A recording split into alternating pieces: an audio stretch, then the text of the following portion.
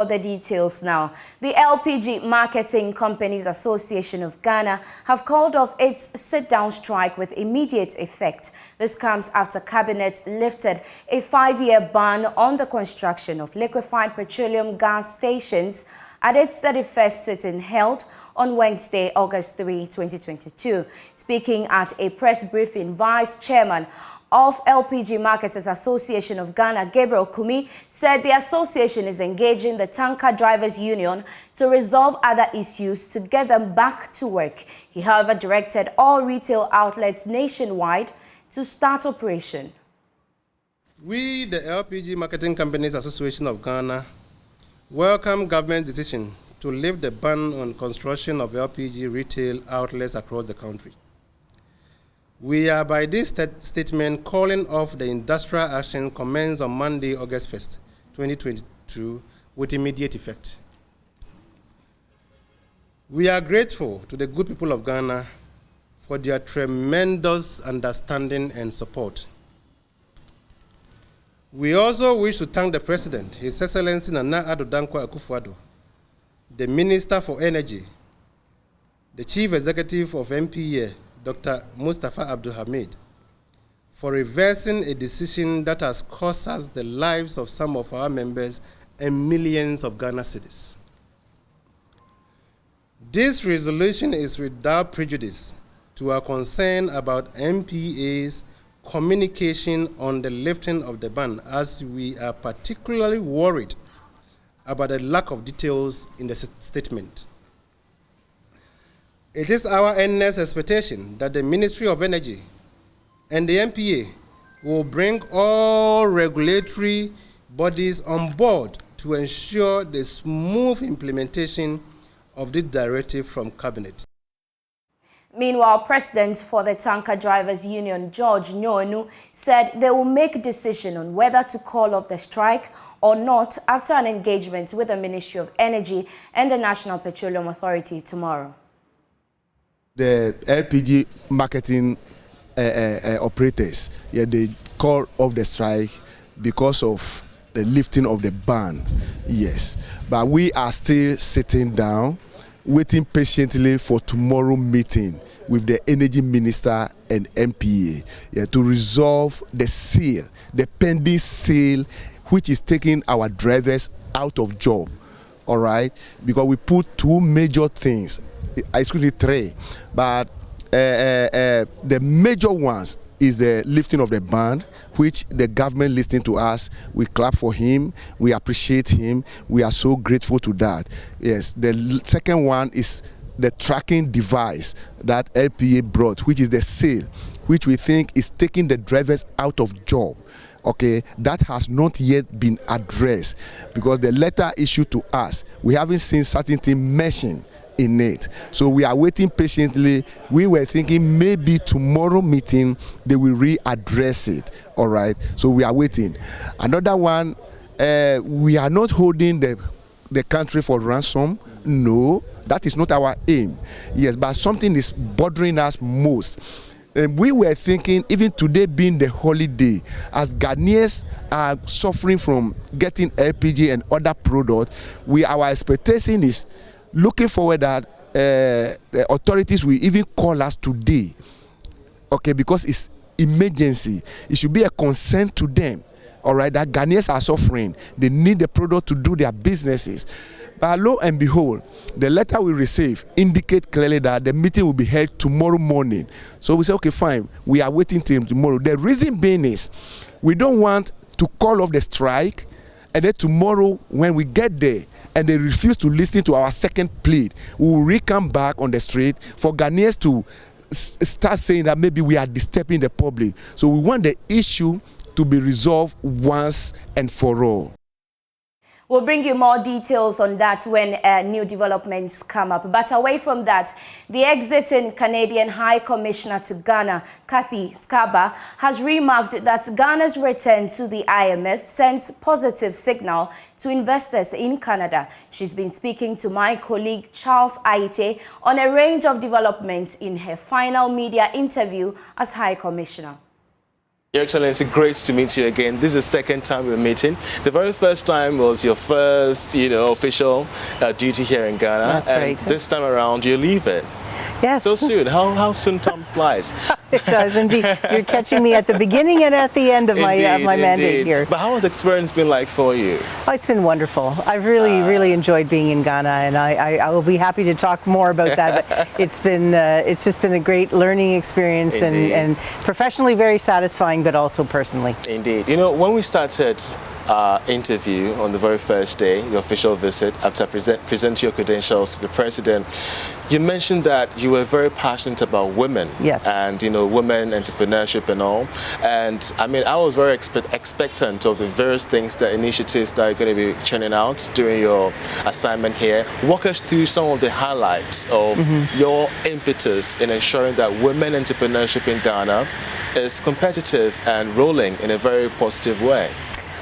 I am indeed still very passionate about gender equality and the empowerment of women and girls. I can't claim that everything I'm going to tell you about started under my mandate. Of course, there were things that were underway before me, but I do take a lot of pride in some of the work that we've been doing together as a team. So I'd point first of all to our program around financial inclusion for enterprise development, which is known otherwise as our FineDev project. This is one that is working with Sinapi Aba Savings and Loan, and it's doing a lot. And I think over the past 6 years, they've made great strides in really refining the approaches that they're taking in working specifically with women entrepreneurs. So they have various programs that are in place to support women, including one that I find really exciting around helping women-led small businesses become export ready. And when I think about the implementation of the African Continental Free Trade Area and the fact that is now up and running, so we want to be empowering as many women as possible to be not only working within Ghana but also exporting across its borders. So that would be one program that I'd point to. And then last year I had the pleasure of participating in the official launch of a cluster of four projects that are specifically focused on women's entrepreneurship. They've been up and running also for a little while, but it was a great opportunity to meet with the four partners and to get things underway officially. So the first of those is a project called We North, which is based in Tamale. I had the chance to visit them in June, just recently. Climate all oh yes, yes. And that project is focused on supporting young women who are interested in working in trades that are considered to be sort of male-dominated trades. So this program is training young women to become electricians and plumbers and bricklayers and carpenters, things like that. So I had a chance to see these young women learning these new skills. There's now a waiting line of young women who want to join this program, but it's not only about the skills. It's also training them on entrepreneurship skills, so that when they finish their course of study, once they have these technical skills in hand, they will also have the know-how to be able to start up their own businesses. So that's a great one that I've really enjoyed seeing. Then we have another project called WISE being implemented by Plan International together with Plan Ghana that is developing 5 what they call her hubs, which are like one-stop shops for business advisory services for women-led businesses, but not in the big cities, in rural and peri-urban districts in the Brong, Ahafo, and northern regions. And so that way, in these communities, women are able to get really specific advice and guidance on how they can start and grow their own small businesses. I see that a chunk of your energies was directed towards the northern parts of the country. That's absolutely true. What exactly informed that strategy? Well, I mean, overall, we were looking at what are the areas of greatest need, and we understand that in northern Ghana there are significant levels of disparity.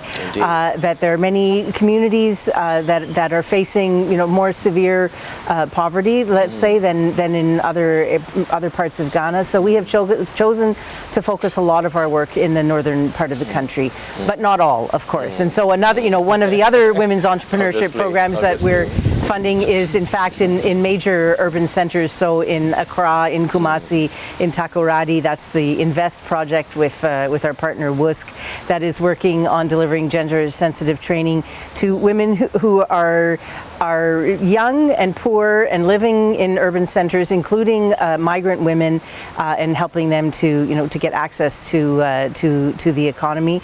And then we have one more project also in northern regions, the We Act project with Oxfam Quebec and Oxfam Ghana, that is working to pull down some of those some of those gender stereotypes and barriers in the informal sector and in agriculture. So altogether, we have, I think, a really great package that is continuing to grow and to deliver great results for women entrepreneurs in Ghana. So even as you're leaving, what do you think your expectation will be, let's say, for the next 5 years, when most of these projects would have matured?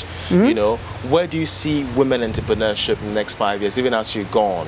Based on these projects that have on these projects and other work that is already ongoing and will continue to come on stream, I'm quite confident that we're going to see in Ghana a significantly increased role for women entrepreneurs.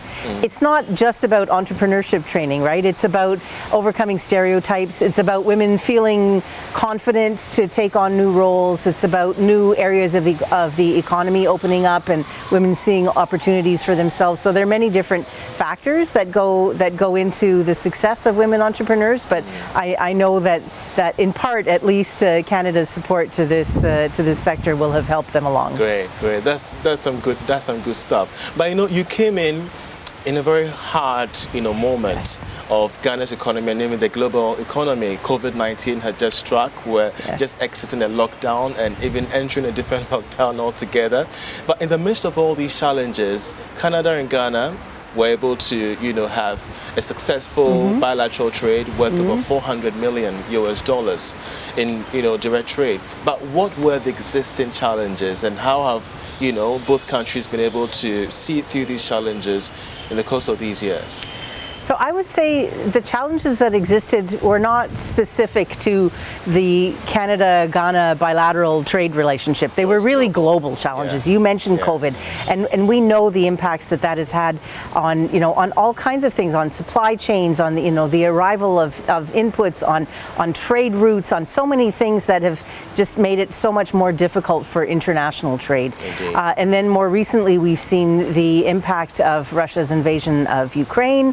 What that has been doing again for the global economic situation, including around inflation and food sources and lack of inputs like chemical fertilizers. So those are all having a major impact that goes way beyond our two-way trade relationship. Obviously. But I'm really proud of that number, of the fact that we still have had a very solid economic or trade performance between our two countries in 2021. So that speaks to the fact that we continue to work hard to continue to build and grow our trade and investment relationship.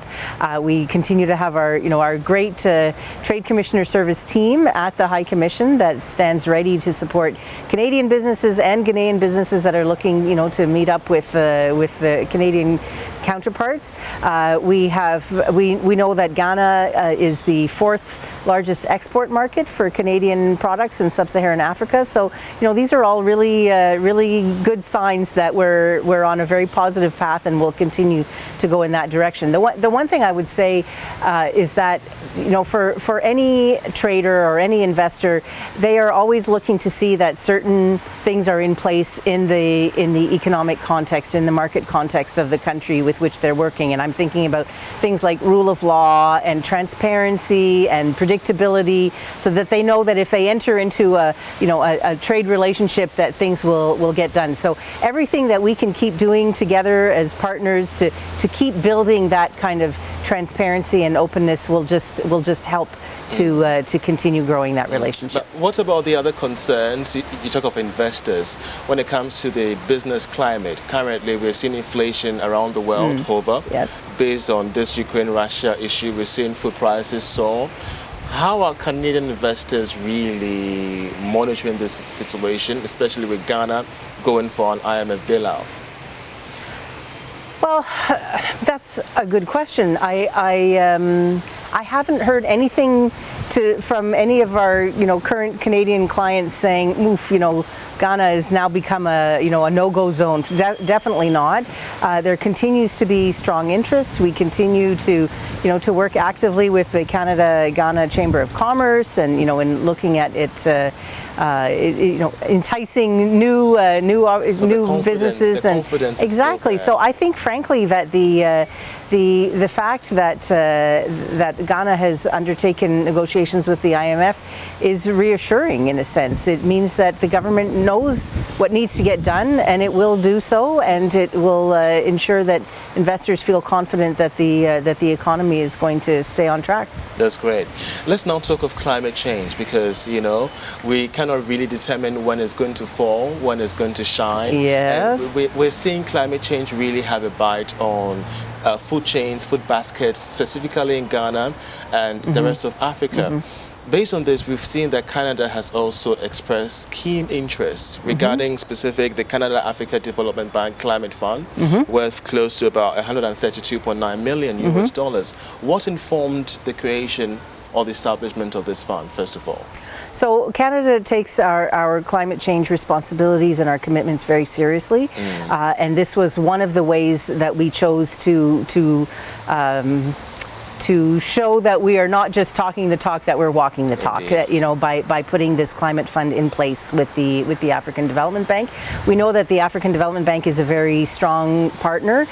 They are able to reach all of the countries on the African continent, and so it just seemed like a really logical fit. And as I say, it was one of the ways in which our government was able to meet our commitments to do more around climate change, and in particular to provide more support to developing countries. So when should we expect a rollout? So we the new fund was announced last year in 2021. And it's going to be a really interesting special fund that provides some catalytic that we hope will engage public and private sector financing and investments. It will be open to all of the member countries of the African Development Bank, and I think things are still getting finalized, but we will be in a position soon to see the project or program become operationalized, and there will be announcements around that on the Government of Canada's climate pages. All right. Yeah. So there isn't any estimated timeline by which this could roll Not out? for the moment, but I mean it's well underway. Okay. Yes. Okay. I must believe that during your stay here, you may have had personal experiences, lessons along the line. One of your colleagues from France said she learned how to be patient. You mean around during her stay here GMT, Ghana? Yes. She learned how to be patient. Not just with the time, but with the people. Yeah. I want to find out from you the kind of lessons and the kind of things you're taking along with you. Well, it's something I've been reflecting on in the past weeks, knowing that I would be leaving soon. And there are probably three things that I can point to in terms of of kind of lessons or things that I'm taking away from Ghana. The first is that sadly, as you know, many people in developed countries, including Canada, think of Africa as a basket case. It's where those images of starving children and drought-stricken fields are what's kind of top of mind for those people. And one of the great things about my time here is that it has given me so many examples of how I can counter that false narrative. I mean, yes, those things happen in some places, but Ghana is is a great example of a country that is, that has risen to the status of a lower middle income country, that has, a stable government in place, that, is now a fully democratic system. You have all kinds of important democratic institutions. You have a vibrant civil society. So, many other things that I could mention, but these are all things that I will look forward to using to counter that image of Africa, and to show that countries like Ghana are really kind of leading the way and are the face of the way we should be thinking about Africa these days. So that would be one thing. That's deep. That's deep. Okay. I'm glad you think so. Having to counter most of these stereotypes and prejudices about Africa is very informative, especially when most of these narratives about us, mostly false, often have impact on development partnerships and perceptions of investment and all. So it's really encouraging to know that this particular lessons that you're taking along with you. So what's going to be the second lesson that you're taking along? So the second lesson would be, for me, it was about getting to understand the role that is played not only by government but by traditional leaders. And so I have to say, it's the first time I've worked in a country where the role of traditional leaders like kings and local chiefs and queen mothers is so very, very strong. And it's not something that I had, so because I hadn't seen it before, I didn't really understand how it worked. And that has been a real lesson to me, to understand that you can have a strong functioning government and they can pass laws, or they can issue decrees. But unless you actually bring on board the leadership of local communities, things won't necessarily change. And you have to find that balance between the two, right, to make things really work successfully. So that has been important. And I think COVID was a classic case when people were told to wear masks.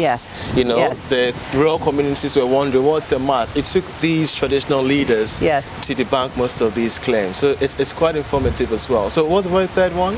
So I did have a third one. I was thinking about it again as I reflect on my time here. Canadians take great pride in the fact that we are a very multicultural country, a very diverse country. But I've really come to appreciate the diversity that exists in Ghana as well. When I think about the many different ethnicities that live together side by side in peace and harmony, again, the many religions that coexist peacefully, the many different languages that are spoken, it's another great example of how a country can be really successful while having a diverse and multicultural society. Indeed. And how many languages were we able to grasp? Oh dear, that's not a fair question. Was it Gatri ever? These are the three common languages. I know, and I can't say that I've mastered any of them, and I apologize for that. But I know what Akwaba means. I can say Medase, and a few things Those like that. But but not more than that, unfortunately. That's great.